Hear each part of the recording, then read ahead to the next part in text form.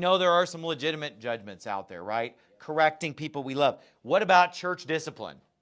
The Bible is clear on church discipline. People that are called a brother and they're living in fornication, drunkenness, idolatry, whatever, certain sins, he says they're to be disciplined from the church. They're to be kicked out of the church. 1 Corinthians chapter 5, the Bible talks about confronting people, judging people, taking 2 or 3 witnesses and confronting someone in certain situations. It's out there. It's biblical. Also, how about warning about false teachers? If we get up and preach and warn about false teachers, we're not being judgmental or accuser of the brethren. You're just like Satan. You're accusing the brethren. No, because it's biblical to warn about false prophets and false teaching. It's all throughout Scripture. The Apostle Paul is constantly naming the names of Christian teachers, but they're heretics, they're false prophets, they're wolves in sheep's clothing, but they're claiming the name of Christ.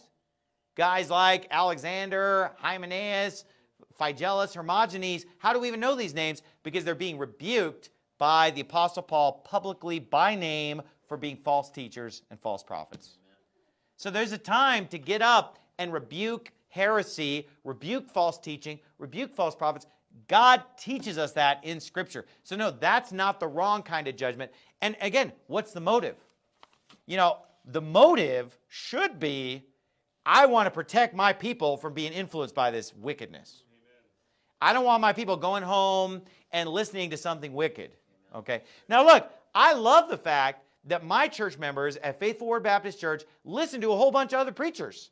Because of the power of the internet, it's such a blessing. They can download sermons by other pastors, Pastor Jimenez, Pastor Thompson, whoever, and they can download sermons from Pastor Dave Berzins or whoever, and they listen to this stuff, and it edifies them, it builds them in their faith. They can supplement the preaching that I'm giving them with getting some other preaching. Right now while I'm gone, my church is hearing a bunch of preaching from 8 other pastors that are coming in and preaching.